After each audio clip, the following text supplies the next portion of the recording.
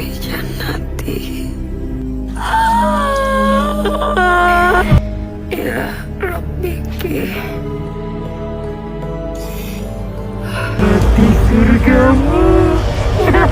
तो फिल्म की शुरुआत में हम छोटी फराह और उसकी टीचर हारून को देखते हैं। फराह अपनी टीचर हारून से पूछती है क्यों एक अवज्ञाकारी महिला को आहली ऑफ हेल कहा जाता है। मिस हारून समझाती हैं कि अरबी में आहली शब्द के अलग अलग अर्थ हैं और इस संदर्भ में इसका अर्थ निवासी है। फराह जानना चाहती है क्या आहली का मतलब कोई महान व्यक्ति नहीं है। टीचर तब पलटकर सवाल करती है क्या फराह कोई महान व्यक्ति बनना चाहती है या नहीं। फराह उत्तर देती है हाँ, लेकिन वह जहन्नुम की निवासी नहीं बनना चाहती। वह दुनिया के इस जहन्नुम को सहने लायक पर्याप्त मजबूत होना चाहती है ताकि वह जन्नत में अपने माता पिता के साथ फिर से मिल सके। अचानक फराह की नींद टूट जाती है और वह समझती है कि यह एक सपना था। उसके फोन पर एक वीडियो चल रहा था जिसमें कहा जा रहा था कि प्रॉफेट ने देखा है कि जहन्नुम की अधिकांश निवासी महिलाएं हैं क्योंकि वे हस्बैंडों के प्रति अवज्ञाकारी थीं। ठीक तभी उसकी फ्रेंड दीना आती है और उसे ऐसी अजीब बातें सुनने के बारे में अलर्ट करती है। वह कहती है शायद यही कारण है कि फराह बार बार बुरे सपने देख रही है। बाद में वाहिब नाम का एक पॉलिटिशियन उनके बोर्डिंग स्कूल में आता है। वह उस्ताद इरफान को बताते हैं कि स्कूल को फंड देने के साथ साथ वह एक लाइफ पार्टनर भी ढूंढने यहाँ आए हैं। फराह ओट से यह बात सुन रही थी।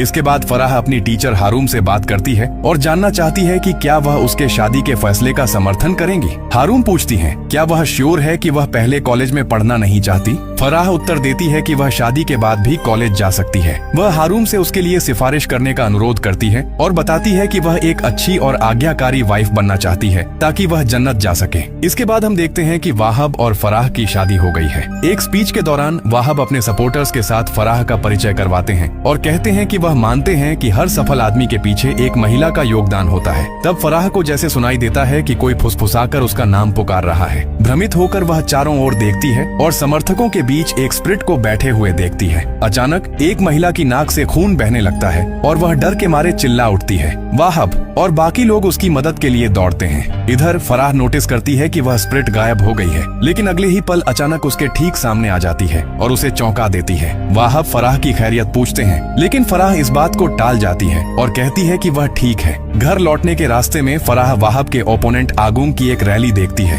वाहब बताते हैं कि आगूंग स्थानीय लोगों के बीच बहुत प्रिय है और उसने कई बार जिला प्रमुख के रूप में काम किया है। फराह एक अन्य कैंडिडेट सेतियो के बारे में पूछती है और वाहब उत्तर देते हैं कि सेतियो केवल एक पपेट कैंडिडेट है। फराह जानना चाहती है कि क्या कैंडिडेटों में से कोई बेईमान या बुरा तरीका अपना सकता है। वाहब जब उसकी बात का मतलब जानना चाहते हैं तो फराह जल्दी से टॉपिक बदल देती है और कहती है इंशाअल्लाह इस बार आप ही जीतेंगे। बाद में खाना बनाते समय फराह महसूस करती है कि वाहब ने उसे पीछे से गले लगा लिया है, लेकिन जब वह पीछे घूमती है तो हैरान होकर देखती है कि वहाँ कोई नहीं है। भ्रमित होकर वह अपने फोन के वीडियो को पॉज कर देती है। मेड आकर पूछती है कि क्या उसे मिल्क चाहिए, लेकिन फराह मना कर देती है। फराह खाना बनाने पर ध्यान केंद्रित करती है। मेड मदद का प्रस्ताव देती है तो फराह फिर से मना कर देती है, जिससे मेड चली जाती है। थोड़ी देर बाद वाहब फिर से फराह को गले लगाते हैं, लेकिन इस बार सचमुच वह वाहब ही थे। बाद में हम देखते हैं वाहब फराह के नाखून काट रहे हैं। फराह एक तस्वीर दिखाकर जानना चाहती है कि तस्वीर में वाहब की उम्र कितनी थी। वाहब उत्तर देते हैं कि वह तस्वीर 20 साल से भी ज्यादा पुरानी है और तस्वीर वाला वह घर अब उनका नहीं है। बात करते करते वह गलती से फराह की उंगली काट देते हैं और तुरंत माफी मांगते हैं। वह फराह को सलाह देते हैं कि वह बोर्डिंग स्कूल की लड़कियों को खाना बनाना सिखाए। उनके अनुसार हस्बैंड के लिए खाना बनाना महिलाओं के जन्नत जाने का एक तरीका है। इसके बाद वाहब चले जाते हैं, लेकिन फराह किसी की प्रेजेंस महसूस करती है। वह चारों ओर देखती है। हम देखते हैं कि फराह के पीछे खड़ी एक शैडो गायब हो जाती है। इधर मेड फार्म में घुसती है और फराह के नाखून के टुकड़ों से कोई रिचुअल करना शुरू कर देती है। इससे गायें बेचैन हो जाती हैं और एक गाय की आंख लाल हो जाती है। बाद में जब फराह नमाज पढ़ रही थी, कोई फुसफुसाकर उसका नाम पुकारता है। वह कुछ समझ पाती इससे पहले ही दरवाजे पर नॉक करने की आवाज होती है। भ्रमित होकर फराह दरवाजा खोलकर देखती है, लेकिन किसी को नहीं पाती। अचानक लाइट्स ब्लिंक करने लगती हैं और रेडियो से डरावनी आवाजें आने लगती हैं। डर के मारे वह रेडियो के पास जाती है, जहां पाप और उसके परिणाम के बारे में एक हदीस बज रही थी। रेडियो अपने आप बंद हो जाता है। फिर से दरवाजे पर आवाज होती है। फराह दरवाजे की ओर बढ़ते ही फिसलकर गिर जाती है। फराह देखती है कि फर्श पर मांस के टुकड़े बिखरे हुए हैं। वह नोटिस करती है कि टेबल के नीचे कोई बैठा कच्चा मांस खा रहा है। फराह डर के मारे चिल्ला उठती है और अगले ही पल उसकी नींद टूट जाती है। अगले दिन फराह और वाहब बोर्डिंग स्कूल जाते हैं, जहाँ हारूम और फराह की फ्रेंड उसे देखकर बहुत खुश होती है। इसके बाद इरफान जहन्नुमी महिलाओं के बारे में एक हदीस सुनाते हैं, जहाँ कहा गया है कि प्रॉफेट सल्लल्लाहु अलैहि वसल्लम ने देखा है कि जहन्नुम की अधिकांश निवासी महिलाएं हैं, क्योंकि वे हस्बैंड की अवज्ञाकारी थीं। इरफान की बात चल रही होती है, तभी फराह एक अजीब आवाज सुनती है और देखती है कि उनके बीच ही वह स्पिरिट बैठी है। वह फिर से देखती है तो स्पिरिट गायब हो जाती है, लेकिन अगले ही पल वह उसे क्लासरूम के बाहर फिर से देखती है। फराह उसका पीछा करते हुए वॉशरूम जाती है। एक स्टॉल के दरवाजे के नीचे गाय के पैर जैसे अजीब पैर देखती है। फराह दरवाजा खोलती है, लेकिन अंदर किसी को नहीं पाती। भ्रमित होकर वह इस बात को झटक कर चेहरा धोने जाती है। तब फराह उस स्पिरिट के हंसने की आवाज सुनती है और आईने में देखकर पाती है कि स्पिरिट उसे घूर रही है। ठीक उसी क्षण दीना वहां आती है और उसके पास दौड़ती है और स्पिरिट गायब हो जाती है। दीना फराह को बाहर लाती है, लेकिन फराह वहां आगून को देखकर चौंक जाती है, मगर फिर से देखने पर वह गायब हो जाता है। ठीक उसी क्षण वाहब की नाक से खून बहना शुरू हो जाता है और उसके चुनावी प्रचार के होर्डिंग एक एक करके गिरने लगते हैं, जिसे देखकर सब लोग हक्के बक्के रह जाते हैं। घर लौटने के बाद चिंतित फराह वाहब को बताती है कि उसे लग रहा है कि कोई उनके साथ कोई साजिश कर रहा है। वाहब पूछते हैं कि क्या पिछली घटना की वजह से वह ऐसा सोच रही है, लेकिन फराह कहती है कि वह कुछ दिनों से एक अजीब महिला को देख रही है और उसे शक है कि ओपोनेंट वाहब को नुकसान पहुंचाने की कोशिश कर रहे हैं। वाहब उसे गले लगाकर आश्वस्त करते हैं, लेकिन जब वह जाने के लिए मुड़ते हैं तो बाहर से कुछ टूटने की आवाजें आने लगती हैं। फराह चिंतित हो जाती है, लेकिन वाहब मेड को दरवाजे बंद करने का निर्देश देते हैं। वाहब फराह को अपने कमरे में ले जाते हैं और पूछते हैं कि क्या वह उनकी मदद करना चाहती है। मेड एक ग्लास मिल्क लेकर प्रवेश करती है और वाहब उसे फराह के हाथ में दे देते हैं। वह ग्लास में घूंट लेती है तो आवाज और भी बढ़ जाती है। अचानक घर की इलेक्ट्रिसिटी चली जाती है। वाहब फराह को उस रूम में इंतजार करने के लिए कहते हैं और बाहर निकलते समय दरवाजा बाहर से लॉक कर देते हैं। अकेली और डरी हुई फराह अल्लाह का नाम लेना शुरू कर देती है। फराह नोटिस करती है कि बाहर से अजीब आवाजें आ रही हैं, इसलिए वह खिड़की की तरफ बढ़ती है। पर्दा हटाते ही वह देखती है कि लोगों का एक समूह अजीब तरह से स्थिर खड़ा है। अचानक अलमारी का दरवाजा चरमराहट की आवाज के साथ अपने आप खुल जाता है।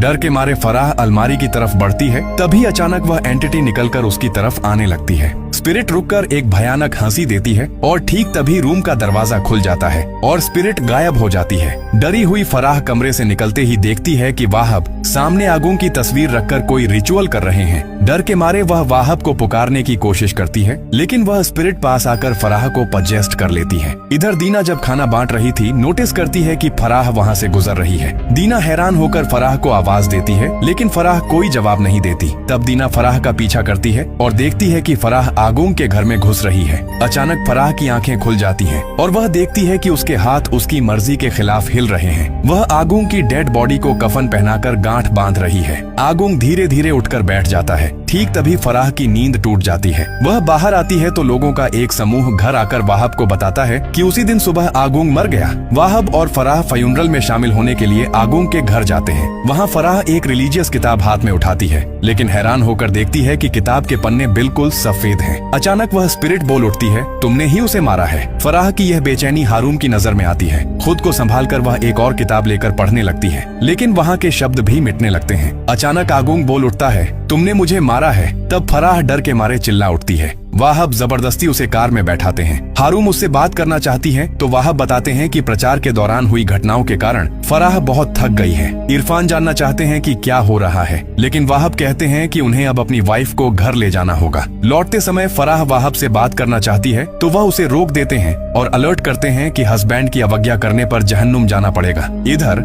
हारूम और इरफान फराह के बारे में चिंतित हो जाते हैं। हारूम को शक होता है कि फराह मदद चाह रही है और उसकी खबर लेने की सलाह देती है। इरफान कहते हैं कि उन्हें भी फराह को लेकर टेंशन है, लेकिन यह उनका पारिवारिक मामला है, इसलिए हमें दखल नहीं देना चाहिए। बाद में हारूम दीना को खाना देकर फराह के घर भेजती है। दीना फराह के घर खाना पहुंचाने जाती है। वाहब खाने का बैग चेक करते हैं और रूखेपन से बताते हैं कि फराह आराम कर रही है। इसके बाद दीना के मुंह पर दरवाजा बंद कर देते हैं। अगले दिन सुबह फराह ब्रेकफास्ट करते समय किचन से अजीब आवाजें सुनती है। किचन जाकर वह समझती है कि आवाज असल में फ्रिज के अंदर से आ रही है। फराह फ्रिज खोलती है और अंदर एक सफेद कपड़ा देखती है। हैं। फराह कपड़ा बाहर निकालती है तो समझती है कि यह असल में कफन का कपड़ा है। अचानक आगून का घोस्ट देखकर डर के मारे फराह चिल्ला उठती है। मेड दौड़कर आती है और फराह देखती है कि घोस्ट गायब हो गया है। मेड फराह को उठाकर बैठने में मदद करती है, लेकिन अचानक वह फराह के सिर से एक बाल तोड़ लेती है और जल्दी से माफी मांगकर वहाँ से खिसक जाती है। फराह खिड़की से देखती है कि मेड वह बाल वाहब को दिखा रही है। यह देखकर फराह को शक होता है और वह मेड को फॉलो करती है। मेड फराह का वह बाल एक शैतान को उत्सर्ग करके ब्लैक मैजिक परफॉर्म करती है और एक डेमोनिक हाथ उस बाल को स्वीकार करने के लिए आगे बढ़ता है। फराह बाहर से देखती है कि मेड ब्लैक मैजिक कर रही है। अचानक मेड उसकी तरफ देखती है तो फराह जल्दी से छिप जाती है। फिर से झांक कर देखती है तो मेड वहाँ नहीं होती। डर के मारे फराह फोन निकालकर दृश्य का वीडियो बनाती है, लेकिन अचानक वह स्प्रिट फोन के सामने चली आती है। फराह जल्दी से घर लौटकर दीना को वीडियो सेंड करती है, लेकिन तभी वाहब कमरे में घुसकर फोन छीन लेते हैं। फराह की सेंड की हुई वीडियो क्लिप अनसेंड करके फोन को पटक देते हैं और नाराज होकर उसे वहां जाने से मना करते हैं। इसके बाद वह फराह का टूटा हुआ फोन उठाकर बाहर निकल जाते हैं।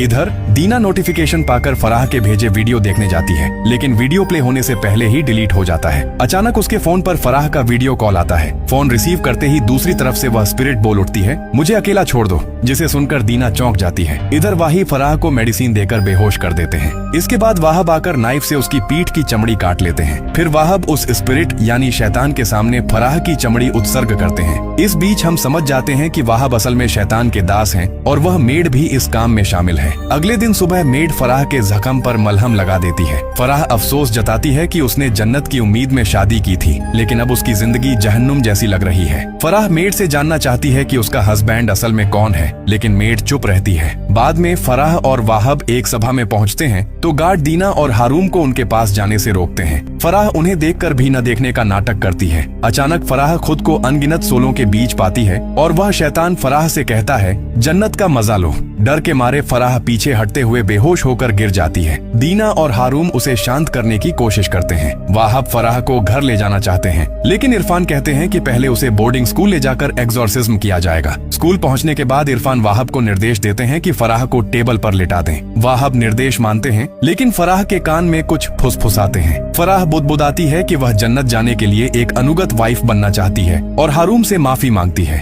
इरफान दुआ पढ़ना शुरू करते हैं तो फराह की आंखें पलट जाती हैं, शरीर कड़ा हो जाता है और वह हवा में तैरने लगती है। एक भयानक ठहाका लगाकर वह गिर जाती है। तब हम देखते हैं वाहब भी अपना मंत्र पढ़ने लगते हैं। वाहब ही यह सब कुछ करवा रहा है। यह इरफान या हारूम कोई भी नहीं समझ पाता। दीना और हारूम फराह की पीठ पर खून देखते हैं। वे फराह को अल्लाह को याद करने के लिए कहते हैं। तब वह शैतान आकर फराह से कहता है, केवल तुम ही मुझे देख पा रही हो, क्योंकि वाहब ने मुझे तुम्हें बेवकूफ बनाने के लिए भेजा है। फराह फिर से गिरकर उठ बैठती है और टेबल पर झुककर बैठ जाती है। इरफान दुआ पढ़ना जारी रखते हैं और दूसरी ओर वाहब भी अपना शैतानी मंत्र पढ़ रहे हैं। एक समय पर पजेस्ट फराह कूदकर उस्ताद इरफान पर अटैक करती है। इरफान उठकर खड़े हो जाते हैं, अल्लाह को पुकारने लगते हैं और उसे जमीन पर गिराने में कामयाब होते हैं। वे सब फराह के पास दौड़ते हैं। हारूम वाहब से अनुरोध करती है कि फराह को वहाँ रहने दें, लेकिन वह राजी नहीं होते। वह कहते हैं कि इरफान ने जो करना था कर दिया, अब फराह को घर ले जाने की जिम्मेदारी उनकी है। वाहब फराह को उठाते समय हारूम चुपके से फराह की पॉकेट में कुछ डाल देती है। घर ले जाने के बाद वाहब फराह को मारते हैं और कहते हैं कि उनकी योजना किसी भी तरह बर्बाद नहीं होनी चाहिए। वह फराह का मुंह दबाकर याद दिलाते हैं कि वह ही उसका हस्बैंड है। फराह हस्बैंड की अवज्ञा करने की हिम्मत कैसे पाती है? क्या उसे जहन्नुम का डर नहीं है?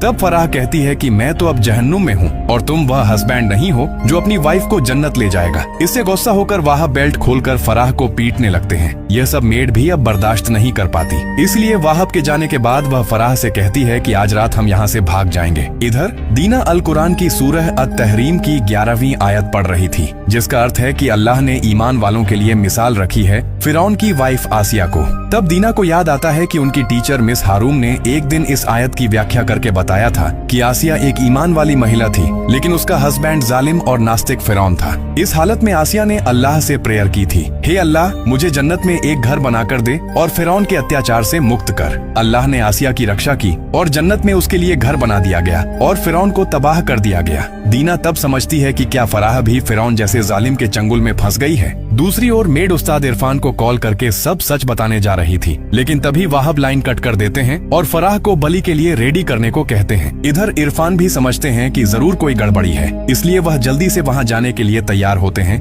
हारून भी उनके साथ जाना चाहती है, लेकिन इरफान कहते हैं कि तुम यहाँ दूसरी लड़कियों का ध्यान रखो और हमारे लिए प्रेयर्स करो, मैं वहाँ जा रहा हूँ। लेकिन कमरे से बाहर निकलने से पहले ही वाहब के आदमी आकर उनका रास्ता रोक लेते हैं। दूसरी ओर मेड फराह को लेकर भागने के लिए कमरे से बाहर निकल गई थी, लेकिन वाहब के लोग उन्हें पकड़ लेते हैं। वाहब फराह को घसीट कर ले जाते हैं। दूसरी ओर दीना मिस हारून को बताती है कि वह फराह की मदद करने जाएगी। मिस हारून भी उसे मना नहीं करती।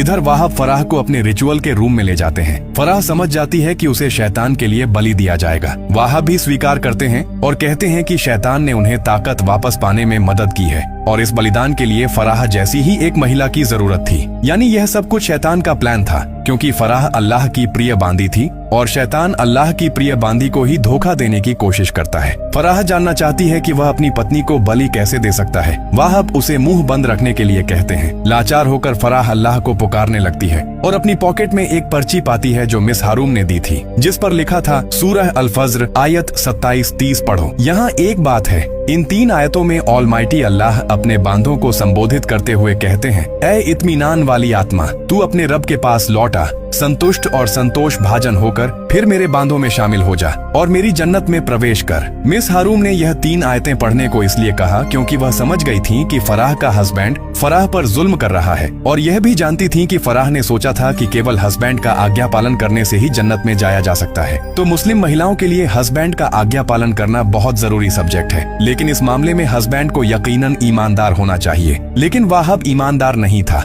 बल्कि वह शैतान का पुजारी काफिर मुशरिक था। इस मामले में हस्बैंड का आज्ञा पालन नहीं किया जाना चाहिए, बल्कि उसे छोड़ देना ही सबसे बेहतर है, जिसे फराह न समझ पाने के कारण वाहब का अत्याचार सहकर भी उसकी आज्ञा मानकर रहना चाहती थी, क्योंकि फराह की चाहत परलोक में जन्नत थी। और सूरह फज्र से हमें पता चलता है कि अल्लाह ने अपने बांधों को जन्नत के लिए आमंत्रित किया है। इसलिए अगर फराह अपने हस्बैंड को छोड़ देती है और मृत्यु तक अपना ईमान बनाए रख पाती है तो वह निश्चित रूप से जन्नत में जाएगी। खैर, अब वाहब जब उसे तैयार कर रहा था, फराह तब उन आयतों को पढ़ने लगती है। इसी बीच दीना वाहब के घर में घुसने में सक्षम होती है। वाहब फराह को तैयार करके रूम से बाहर निकलते ही थोड़ी देर बाद वहाँ दीना चली आती है। दीना फराह को देखते ही चिल्ला उठती है और जल्दी से उसे इस हालत से मुक्त करने लगती है। उनके यहाँ से बाहर निकलने से पहले ही वाहब वहाँ आ जाते हैं। वह दीना को अलर्ट करते हैं कि वह उसे दखल नहीं देने देंगे और दोनों पर अटैक कर देते हैं। वह दीना का गला दबाकर उसे दीवार से चिपका देते हैं और मारकर बेहोश कर देते हैं। वह जबरदस्ती फराह को टेबल पर लिटा देते हैं, उसके माथे की चमड़ी काट लेते हैं, साथ ही बाल भी काटकर एक गाय की खोपड़ी पर रखते हैं। वह अपना हाथ काटकर खोपड़ी पर खून बहाते हैं। इसके बाद वाहब शैतान को पुकारना शुरू करते हैं। तभी एक शैतान आगे आने लगता है। वाहब भी धीरे धीरे शैतान में रूपांतरित होने लगते हैं, लेकिन शैतान के बाहर आने से पहले ही फराह टेबल को पलट देती है और रिचुअल को विफल कर देती है।